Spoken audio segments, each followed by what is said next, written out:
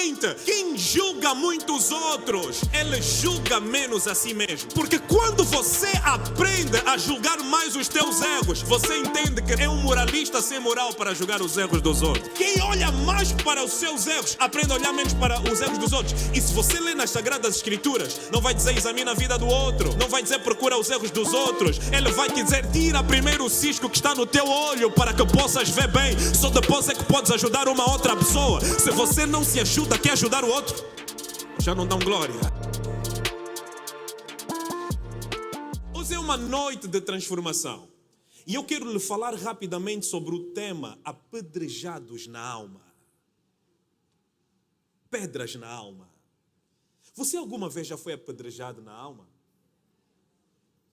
Hoje nós vamos falar sobre esse importante tema. E trazemos aqui o Evangelho de Jesus, segundo escreveu João no capítulo 8. E neste capítulo, este Evangelho apresenta-nos um cenário dramático de acusações.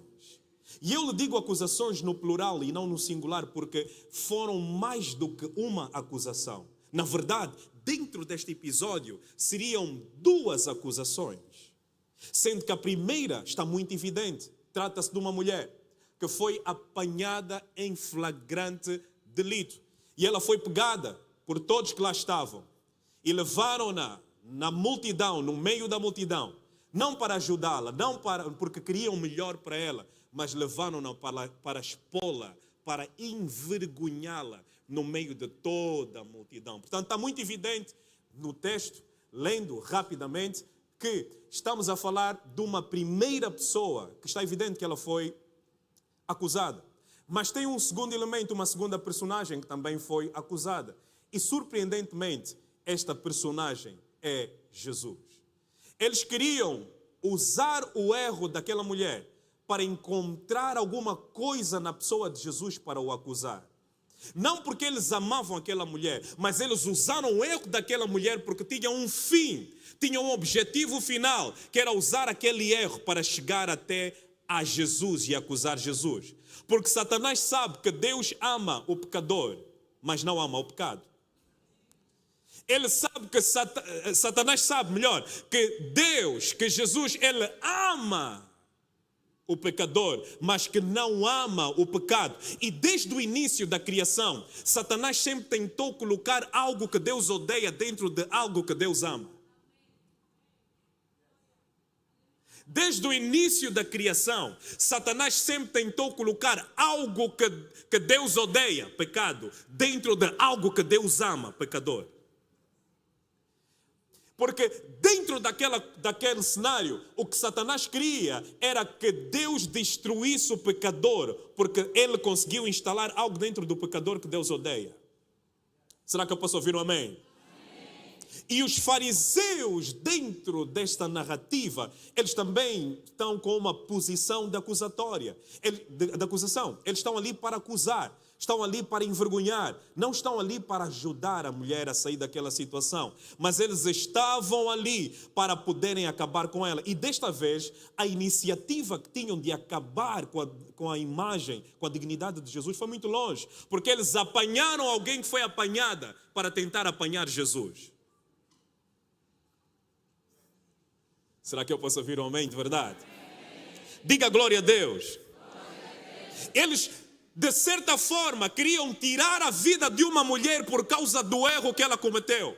E isso aqui instala-se também dentro da mente, da perspectiva, da ótica de grande parte da sociedade. Porque grande parte da sociedade vai querer te matar pelo erro que você cometeu, como se o teu erro te definisse. Oh my God.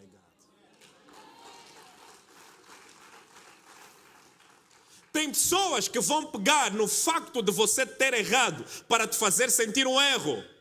Tem pessoas que vão te fazer, portanto, querer entender ou acreditar que você é um rejeitado só pelo facto de você ter sido rejeitado por alguém. Tem pessoas que vão querer que você se sinta traído, que você se sinta como um lixo, só porque você foi traído por alguém que você valoriza. Mas não é o facto de alguém que você valoriza não reconhecer o teu valor, que isso retirará o teu valor. É pena que a igreja não está comigo nessa noite. Diga glória a Deus. Diga aleluia. Não é o facto de alguém que você valoriza não considerar e nem conhecer o teu valor, te rejeitar que você é um rejeitado. Não é pelo facto de alguém que você valoriza te trair que você é um lixo. Por favor, tira isso da tua mente. Só te trai quem não conhece o teu valor. Isso porque não conhece o teu valor não significa que você não tem valor. Oh, aleluia, glória. Eu sinto que eu estou a profetizar para alguém aqui nessa noite. Dá um quata no teu irmão e diga: só quem te criou conhece o teu valor. Sabe que eu estou a pregar para uma criatura de Jesus aqui nessa noite? Só quem te criou conhece o teu valor. Você não vai encontrar o valor da Mercedes na loja da Hyundai. Você não vai encontrar o valor da Hyundai na loja da Toyota. Só quem criou define o valor da criação. Foi Deus quem te criou, só Deus conhece o teu valor. Foi Deus quem te criou e só Deus define o teu valor. Só porque alguém não acredita e nem conhece o teu valor, isso não retira o teu valor. Diga glória a Deus. E normalmente, quem julga muitos outros, ele julga menos a si mesmo.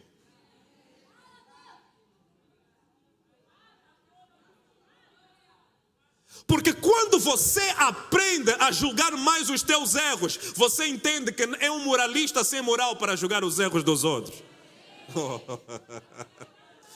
Será que eu posso ouvir um amém de verdade nesse lugar? Porque quem olha mais para si, aprende a olhar menos para os outros. Quem olha mais para os seus erros, aprende a olhar menos para os erros dos outros. E se você lê nas Sagradas Escrituras, você sempre vai ver Deus a te convidar para uma viagem interior. E dentro dessa viagem interior, não é para você condenar os outros, não é para você falar dos outros, mas Ele vai dizer: examine-se o homem a si mesmo.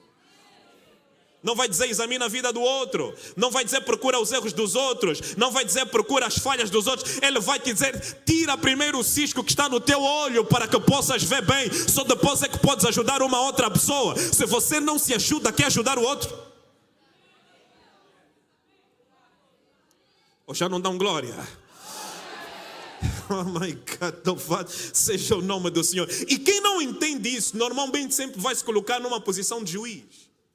Mesmo sendo injusto, pegando na tua injustiça e utilizando algo que é justo, como a lei, para tentar julgar-te, mas ele é outro injusto.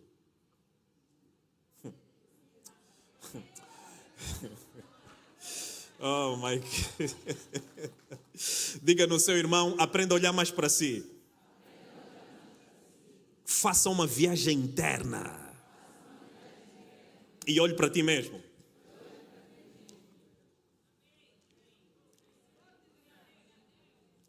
E a pior parte de quem normalmente olha mais para os erros dos outros é que ele assume uma posição de juiz. Vai querer te apedrejar, vai querer te humilhar, vai querer te fazer sentir um lixo, vai querer te fazer sentir como um zero à esquerda, só porque ele não conhece o teu valor. E se o episódio de João capítulo 8 acontecesse dentro do nosso cenário atual, dentro do nosso contexto, as pessoas também apedrejariam. Só que as pedras que utilizam nos nossos dias não são físicas. As pedras que são utilizadas dentro do nosso contexto não são pedras que são lançadas pelas mãos, com as mãos. São pedras que são lançadas com opiniões maldosas, com boca, com palavra, com língua. Oh my God. Nos dias de hoje tem muita gente a ser apedrejada, não com pedras, mas com opiniões maldosas, com palavras maldosas, para denegrir a tua identidade, para denegrir a tua imagem, para denegrir quem você é, para denegrir a tua imagem perante a visão e a perspectiva das pessoas à tua volta. Hoje as maiores pedras que existem no nosso meio não são pedras físicas. As pessoas não pegam em pedras para acabar contigo, mas elas vão tentar denegrir a tua imagem com opiniões.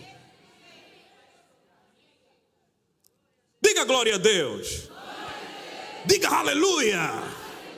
Elas vão querer pegar opiniões que são como espada, que penetram até o mais profundo da tua alma. E dentro da tua alma começa a criar algumas feridas que são chamadas de ofensas. São palavras afiadas de boca de pessoas injustas. Oh, posso ouvir um amém? Oh, diga glória a Deus. Tem pessoas que parece que fazem parte do grupo das mamás frustradas da igreja. Não tem esse departamento, né? Mas tipo tem um departamento dos papás frustrados da igreja. Tudo lhe frustra. Não importa o que você faça. Se você se esforçar para fazer bem, vai lhe frustrar sempre. Porque faz parte do departamento dos frustrados. Tudo lhe frustra, tudo lhe cansa, tudo lhe faz mal, tudo lhe faz sentir nervosa. Ou será que eu posso ouvir um amém hoje? Diga glória a Deus. Diga aleluia. E no caso dessa mulher, ela só seria apedrejada porque ela foi apanhada. Mas existem muitos criminosos que escondem o seu erro, apontando para o teu próprio erro. Não é pelo facto de você não ter sido apanhado que você é um inocente. Não é pelo facto de você não estar exposto que você é um inocente. Porque a tua inocência não pode ser escondida debaixo desse tapete, que embaixo desse tapete está cheio de coisas estranhas. Ou será que eu posso ouvir um amém? Diga glória a Deus. Porque há quem se acha santo porque nunca levantou nenhuma pedra contra ninguém. Há quem se acha que é mais santo do que os outros porque nunca jogou nenhuma pedra a ninguém. Mas se você analisar a vida dele, está sempre a lançar palavras de maldição na vida dos outros. É um fofoqueiro, caluniador no nosso meio. Fala mal de tudo e de todos no nosso meio. Já não dão glória hoje, né? Hoje eu vim pregar para pessoas de verdade. Hoje eu vim pregar para cristãos de verdade. Não estou a falar de cristão que tem cara de santo. Estou a falar de cristão de verdade, genuíno. Sabe que eu estou a falar para alguém aqui nessa noite? Porque tem pessoas que se acham santas porque nunca tiraram pedra na vida de ninguém. Mas com a língua delas, já destruíram casamentos, já destruíram famílias, já acabaram com o ministério e ainda se chamam de santos. A língua, ai, ai, ai, a língua, essa língua, a língua, ai, ai, ai, a língua, essa língua, a língua que te faz, a língua, essa língua, a linguice, cuidado com a língua, ai, ai, ai, ai, ai, ai, ai, ai, ai. Cuidado com a língua. Tem pessoas que estão a destruir famílias, estão a destruir casamentos por causa da língua, por causa da linguice.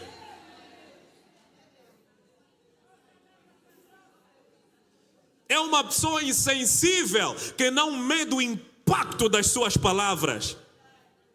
E no nosso meio existem muitas pessoas com uma intenção maligna, Pastor Jorge. E elas magoam, causam danos irreparáveis às vezes dentro do coração das pessoas. E não medem o que falam, não medem o que sai da boca deles, não medem a destruição. O poder da vida e da morte está na língua, a linguice. Oh my God. Jesus, Jesus, Jesus, Jesus, Jesus. E a linguice